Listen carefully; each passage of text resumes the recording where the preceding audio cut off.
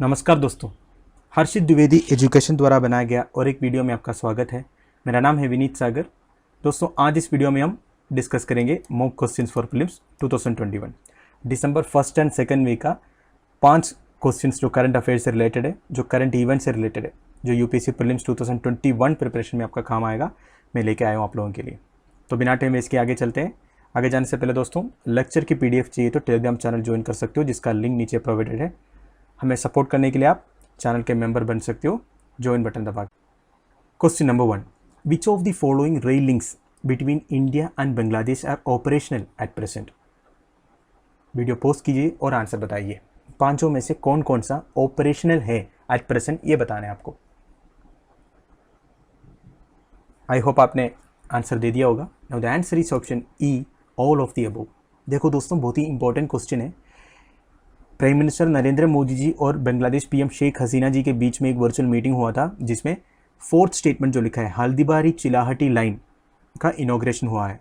देखो दोस्तों, as a major step towards boosting people to people contact, a railway link has been inaugurated by PM Narendra Modi and Bangladesh PM Sheikh Hasina on Thursday between Haldibari and Chilahati। तो Haldibari and चिलाहटी के बीच में railway line इनोग्रेट हुआ है। ये जो railway line है दोस्तों, ये 1965 में इंडो पाकिस्तान वार के टाइम पे बंद हुआ था। ठीक है, तो तब से ये ऑपरेशनल नहीं था, अभी जाके ये रीस्टार्ट किया है। At present there are 4 rail links that are operational between India and Bangladesh. देखो, Petrapole Benapole, Gede Darshana, Singhabad Rohanpur, Radhikapur Birol. The newly inaugurated Haldibari Chilahati rail link is the 5th rail link between the 2 countries. तो आप इस मैप में देख सकते हो, इंडिया एंड बांग्लादेश के बीच में जितने भी रेड लाइन्स में मैंने इधर मार्क किया हूँ, वो सब इंडिया एंड बांग्लादेश के बीच में, मतलब inter country railway link lines हैं। ठीक है दोस्तों। Question number 2, what is D10 group of countries sometimes seen in news. Video post कीजिए। इन चारों में से कौन सा है D10 ग्रुप ऑफ कंट्रीज, ये बताइए। आई होप आपने आंसर किया होगा वीडियो पोस्ट करके। Now the answer is option C, D10 stands for 10 biggest democracies of the world proposed by United Kingdom. आगे देखते हैं। देखो दोस्तों, D10 stands for 10 biggest democracies of the world. India is included in the list. D10 basically 10 biggest democracies of the world का एक grouping है, उसमें India भी है। इंडिया भी सबसे बड़ा डेमोक्रेसी है वर्ल्ड का। UK decided to pursue top 10 democracies of the world as an alternate to 5G equipment and technologies so as to avoid reliance on China's telecom giant Huawei। देखो दोस्तों, UK ने ये initiative लिया है। क्यों? क्योंकि चाइना के ऊपर जो 5G इक्विपमेंट एंड टेक्नोलॉजीज आ रहा है, इसमें चाइना के ऊपर बाकी सारे कंट्रीज़ का बहुत सारे रिलायंस हैं। तो इसको अवॉइड करने के लिए बाकी सारे 10 डेमोक्रेसीज जो बड़े डेमोक्रेसीज है, वो सब मिल के ये जो रिलायंस है, चाइना के ऊपर जो रिलायंस है, उसको अवॉइड करने की कोशिश कर रहा है। Britain had proposed A D10 club of democratic partners that groups the G7 Nations with Australia and the Asian technology leaders south Korea and India. तो ऑलरेडी एक G7 ग्रुपिंग है, तो ब्रिटेन ये चाह रहा है कि G7 नेशन में ऑस्ट्रेलिया को एंड एशियन टेक्नोलॉजी लीडर्स जो साउथ कोरिया एंड इंडिया, ये तीनों को जोड़ के एक D10 बनाए। It would include G7 countries. देखो भाई, से G7 में कौन कौन सा है? United kingdom, United states, Italy, Germany, France, Japan, Canada plus Australia, south Korea and India. देखो दोस्तों, ये जो ग्रुपिंग को चाइना के अगेंस्ट जो बाकी सारे कंट्रीज़, चाइना के जो जितने भी डिसीजंस आजकल चाइना ले रहा है, जितने भी प्रोवोकेटिव मेशर्स चाइना अडोप्ट कर रहे हैं, वो सब के अगेंस्ट बाकी सारे कंट्रीज़ जो है कितने परेशान है, ये सब आप देख सकते हैं। जो हमारी क्वाड ग्रुपिंग है, जिसमें India, United states, Australia, Japan है, वो भी चाइना के अगेंस्ट एक मेशर हम बोल सकते हैं। वैसे अब देखो, दुनिया में कई कई ऐसे ग्रुपिंग बन रहा है जो चाइना के अगेंस्ट है। चाइना के ऊपर जो टेक्नोलॉजी में रिलायंस है बाकी सारे कंट्रीज़ का, इसको अवॉइड करने की कोशिश कर रहे हैं बाकी सारे कंट्रीज़। तो हम इसमें ये जान सकते हैं कि G7 कंट्रीज़ में कौन कौन सा कंट्रीज़ है। UK, US, Italy, Germany, France, Japan and Canada. उसमें ऑस्ट्रेलिया, साउथ कोरिया, इंडिया को जोड़ के अभी D10 क्लब बना रहा है। It is aim for channeling investments into existing telecommunication companies within the 10 member states। देखो, इससे क्या होगा, जो D10 में कंट्रीज होगा ये आपस में कोलैबोरेशन करेंगे, आपस में पार्टनरशिप करेंगे और जो एक्सिस्टिंग टेली कम्युनिकेशन कंपनीज है उसमें और ज़्यादा इन्वेस्ट करके और ज़्यादा टेक्नोलॉजीज पैदा करेंगे। The group aim to create alternative supplies of 5G equipment and other technologies to avoid relying on China. तो बेसिकली चाइना के ऊपर जो रिलायंस है उसको कम करने की कोशिश कर रहा है, ठीक है। 5G इक्विपमेंट जो टेक्नोलॉजीज जो चाइना लेके आ रहा है उसके एक ऑल्टरनेट निकालने की कोशिश कर रहा है। But now the group is being seen as an alternate arrangement against the authoritarian states such as China on efforts of Joe Biden, the new US president. The G7 countries that are included in it are, ये तो मैंने आपको बता दिया, ठीक है। तो G7 countries का एक छोटी सी हिस्ट्री बताऊं। पहले ये G8 था, पर 2014 में रशिया ये G7 ग्रुप से निकल गया था, तो ये G7 ग्रुप बन गया, ठीक है। Question number 3, The Cabinet Committee on Economic Affairs recently approved the revised cost estimate of the Northeastern Region Power System Improvement Project. Consider the following statements which are correct. देखो दोस्तों, इस question को answer करने के लिए आपको north eastern region power system improvement project क्या है, उसकी बेसिक्स क्या है, जानना बहुत ज़रूरी है। अगर नहीं भी जान रहे तो कोई बात नहीं, मैं आपको ब्रीफली समझाऊंगा। अगर आप पढ़े हो तो इसके आंसर देने की कोशिश कीजिए। आई होप आपने वीडियो पोस्ट करके आंसर दे दिया होगा। The answer is option A 1 and 2 only. दोस्तों स्टेटमेंट 3 जो है, all the north eastern states are covered under this scheme, ये गलत है। उसमें एक्चुअली 6 नॉर्थ ईस्टर्न स्टेट्स हैं। आगे देखते हैं। देखो दोस्तों, the cabinet committee on economic affairs, ठीक है, recently approve the revised cost estimate of the north eastern region power system improvement project. The revised estimate cost is 6,700 crore. ये रिवाइज्ड कॉस्ट एस्टिमेट क्या है? कॉस्ट एस्टिमेट मतलब जैसे ये इसका मतलब है कॉस्ट एस्टिमेट का कितना पैसा लगेगा इस प्रोजेक्ट को पूरा इंप्लीमेंट करने में। तो रिवेस्ड मतलब एक बार कॉस्ट एस्टिमेट ले लिया था तो रिवेज किया उसको और एक बार किया, मतलब और कुछ कारण से रिवेज किया तो रिवेस्ड कॉस्ट एस्टिमेट आ गया, RC बोलते हैं। इससे ये पता चल गया कि 6,700 करोड़ रुपीज़ चाहिए ये जो प्रोजेक्ट है north eastern region power system. जैसे नाम कहता है, ये आपको ये बात तो क्लियर है कि ये नॉर्थ ईस्टर्न रीजन के लिए पावर सिस्टम इम्प्रूवमेंट की बात हो रही है, ठीक है। अब देखो, north eastern region power system improvement NERPSIP इसे central scheme under the ministry of power, एक सेंट्रल स्कीम है मिनिस्ट्री ऑफ पावर के अंडर। 2014 में स्टार्ट हुआ था। इम्प्लीमेंट कहाँ से कर रहे हैं? Power grid, a central public sector undertaking under the power ministry. एक सेंट्रल PSU है, पब्लिक सेक्टर अंडरटेकिंग है पावर ग्रिड, इससे थ्रू ये इम्प्लीमेंट हो रहा है। तो इसका फंडिंग कहाँ से है? World Bank and government of India, 50-50 basis में, आधा वर्ल्ड बैंक प्रोवाइड करेगा, आधा गवर्नमेंट ऑफ इंडिया।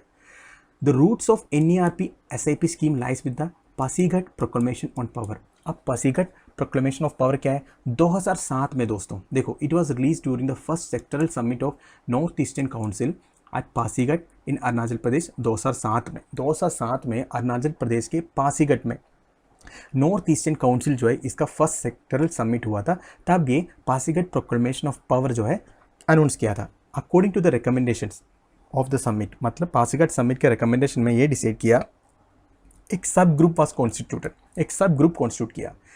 तो ये ग्रुप में mainly consist of members from central electricity authority. तो बेसिकली ये पावर मिनिस्ट्री के अंडर है, पावर से रिलेटेड है, तो इसमें मेंबर्स जो है सेंट्रल इलेक्ट्रिसिटी अथॉरिटी के ज़्यादा थे। ये जो सब ग्रुप बना है, ठीक है। The 6 states covered under the scheme, ये जो स्कीम में 6 स्टेट्स कवर किया, कौन कौन सा? त्रिपुरा, आसाम, मेघालय, मणिपुर, नागालैंड, मिजोरम। तो बेसिकली अभी हमें 2 स्टेट नहीं मिला, कौन कौन सा है? सिक्किम एंड अरुणाचल प्रदेश।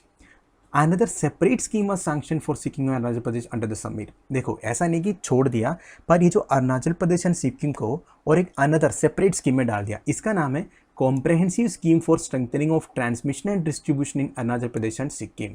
कुछ कारण से इसमें ये 6 स्टेट्स थे, इसके बाद एक अलग सा स्कीम बनाया जिसमें अरुणाचल प्रदेश एंड सिक्किम को इंक्लूड किया। तो बेसिकली आप यही जानिए, north eastern power system improvement project जो है नॉर्थ ईस्टर्न एरिया में जो टेरेन एरिया है उधर इलेक्ट्रिसिटी का प्रॉब्लम तो है ही, तो उधर का इलेक्ट्रिसिटी प्रॉब्लम्स को, इसकी सप्लाई को थोड़ा सा रेगुलेट करने के लिए, थोड़ा और अच्छा करने के लिए, डेवलपमेंट करने के लिए ये जो प्रोजेक्ट लाया गया है, इसे ये उम्मीद है कि पूरे नॉर्थ ईस्टर्न एरिया का, रीजन का जो पावर प्रॉब्लम है, इलेक्ट्रिसिटी प्रॉब्लम है, ये सॉल्व होगा।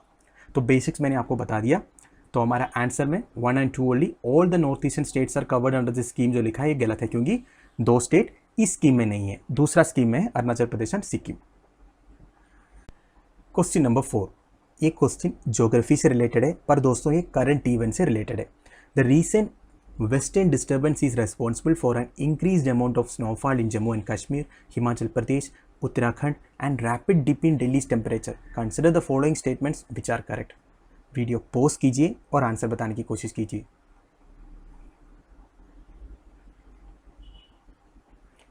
आई होप आपने वीडियो पॉज करके क्वेश्चन पढ़ लिया होगा और आंसर दे दिया होगा। Now the answer is option B 2 and 3 only. Statement 1 गलत है। Western disturbances are extra tropical storms that originates in the Indian Ocean region. देखो दोस्तों, वेस्टर्न डिस्टर्बेंसेस बोला है, ये इंडियन ओशन में ओरिजिनेट नहीं होता है, ये एक्चुअली ओरिजिनेट होता है मेडिटेरेनियन साइड में। मेडिटेरेनियन जो सी है उधर ओरिजिनेट होता है। अगर आप ज्योग्राफी पढ़े हो तो आपको समझ में आ जाएगा। देखो दोस्तों, इसके बारे में जो बेसिक आइडिया है वेस्टर्न डिस्टर्बेंसेस के बारे में मैं आपको बता देता हूँ। The region western disturbance is responsible for increased amount of snowfall in Jammu Kashmir. Jammu and Kashmir में जो इंक्रीज स्नोफॉल हो रहा है आजकल वो वेस्टर्न डिस्टर्बेंसेस की वजह से है। हिमाचल प्रदेश एंड उत्तराखंड एंड दिल्ली में जो टेम्परेचर बहुत सारा डाउन हुआ है इसकी भी कारण यही है। In several other states the western disturbances have tightened its grip creating foggy conditions. Several other northern states में एंड डिस्ट्रिक्ट्स में फोगी कंडीशंस वेस्टर्न डिस्टर्बेंसेस की वजह से हुआ है। देखो अभी वेस्टर्न डिस्टर्बेंसेस के बारे में, it travels from western to the eastern part of the world. देखो वेस्टर्न डिस्टर्बेंस बोलने से वेस्टर्न में साइड में शुरू होता है और ईस्टर्न की तरफ, ईस्ट की तरफ जाता है ये। Disturbance means N area with reduce air pressure. देखो दोस्तों, हम सबको पता है, ज्योग्राफी में हमने पढ़ा है, high pressure to low pressure हवा बहती है। तो डिस्टर्बेंसेस मतलब देखो an area with reduce air pressure, मतलब वेस्टर्न साइड से, मेडिटेरेनियन मतलब वेस्टर्न साइड में हो गया ना, वेस्टर्न साइड से ईस्टर्न साइड हमारे हिमालय की तरफ ये लो प्रेशर बनता है और हवा बहती है। Western disturbances are extra tropical storms that originates in the Mediterranean region. ये मैंने आपको बता दिया। विंड स्पीड कितना है, 43 किलोमीटर पर आवर है average. Western disturbances keep travelling until they are inhabited by the Himalayas. देखो मेडिटेरेनियन एरिया में ओरिजिनेट होता है और ये ईस्टर्न साइड की तरफ बहती रहती है और हिमालय जब तक इसको रोकते नहीं है तब तक ये बहती रहती है ईस्टर्न की तरफ। The western disturbances are driven by westerlies. Prevailing means that flow from west to east. अब वेस्टर्लीज के बारे में ज़्यादा कुछ बताने की ज़रूरत नहीं होना चाहिए क्योंकि आप लोग सब यूपीएससी प्रीलिम्स की तैयारी कर रहे हो तो वेस्टर्लीज, ईस्टर्लीज, ट्रेड विंड्स वगैरह क्या आपको पता होगा। अगर आपको कुछ डाउट्स क्लियर करना है तो हर्षित द्विवेदी नाम के साथ आप सर्च कीजिए, आपको वेस्टर्लीज, ईस्टर्लीज जितने भी प्रेशर सिस्टम है, प्रेशर बेल्स है, उसके बारे में क्लियर आइडिया मिल जाएगा। ज़्यादा मैं इधर एक्सप्लेन नहीं कर रहा हूँ दोस्तों, ये बेसिकली यही जानिए, western disturbance are driven by westerlies. ठीक है, वेस्टर्लीज से क्रिएट होता है वेस्टर्न डिस्टर्बेंस भी। बेसिकली वेस्टर्न डिस्टर्बेंसेस में वेस्टर्लीज का एक हाथ है। This western disturbances bring moderate to heavy rains in north western India. These rains are important for rabi crops that help to meet food security of the country। देखो दोस्तों, western disturbances के नाम disturbances है, फिर भी हमारे north western India के लिए ये बहुत ही फ्रूटफुल चीज़ है या काम का चीज़ है। ठीक है, देखो दोस्तों, ये बारिश लाती है कहाँ, नॉर्थ वेस्टर्न इंडिया में मॉडरेट टू हेवी रेन्स लाते हैं। ठीक है, ये राबी क्रॉप्स के लिए। आप मुझे बताइए राबी क्रॉप्स जो है उसकी हार्वेस्ट कब से कब होता है, कमेंट बॉक्स में बताइए। राबी क्रॉप्स के लिए जो रेन चाहिए, पानी चाहिए, ये वेस्टर्न डिस्टर्बेंसेस से मिल जाता है। Amount of rainfall and there distribution varies with every western disturbance. Western disturbance जिस हिसाब से आता है उसके हिसाब से रेनफॉल ज़्यादा या कम होता है। आप देखो एक important point, the south west monsoon progresses from east to west in the Himalayas unlike western disturbances. देखो साउथ वेस्ट मानसून के बारे में हमें पता ही है, ठीक है, जो साउथ वेस्टर्न डायरेक्शन से आता है। आप देखो वो ईस्ट टू वेस्ट हिमालयास में, वेस्टर्न डिस्टर्बेंस तो वेस्ट टू ईस्ट होता है ना, मतलब ईस्ट की डायरेक्शन में जाता है। जो साउथ वेस्ट मानसून है वो प्रोग्रेस करता है हिमालयन साइड में ईस्ट टू वेस्ट डायरेक्शन में। When south west monsoon and west disturbances meet which is highly rare, dense clouding and heavy precipitation occasion. देखो अगर गलती से south west monsoon and western disturbance interact हो गया, collide हो गया, तो ये हेवी रेन क्रिएट हो जाता है। वैसे ये रेयर कंडीशन है पर एक बार हुआ है दोस्तों। 2013 में नॉर्थ इंडिया में जो फ्लड्स हुआ था ना, that killed more than 5000 people is a result of such an interaction. इसकी जोग्राफिकल रीजन यही था, जो साउथ वेस्ट मानसून है जो ईस्ट टू वेस्ट बहती है हिमालय की साइड में, या वेस्टर्न डिस्टर्बेंसेस है जो ईस्टर्न डायरेक्शन में आते हैं, वो दोनों कोलाइड हो गया और मॉइस्चर था उसमें और बहुत ज़्यादा हेवी रेन हो गया और फ्लड्स भी हो गया, बहुत सारे लोगों की मौत हुई उधर। तो एक इंपॉर्टेंट पॉइंट है, ध्यान रखिएगा।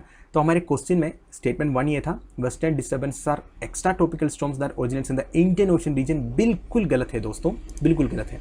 मेडिटेरेनियन एरिया में the weather conditions created by one western disturbance से फोगी एटमॉस्फेयर और rainfall prevails till the next western disturbances approaches. मतलब एक वेस्टर्न डिस्टर्बेंस आएगा, साल में 2-3 बार आता है, 2 या 3 या 4 बार आता है। एक बार आ गया डिस्टर्बेंसेस, ठीक है, वो अगले डिस्टर्बेंस आने तक इसकी जो इफेक्ट है ना वो रहता है। There is a chance that south west monsoon and western disturbances meet. Chance तो है दोस्तों, रेयर चांस है, फिर भी है, मैंने आपको बता दिया। Question number 5 and our final question, the 107-year-old narrow gauge railway line, the Billimora-Wage line, is situated in which Indian state? Video pose कीजिए और आंसर बताइए। आई होप आपने आंसर किया होगा। Now the answer is option B, Gujarat.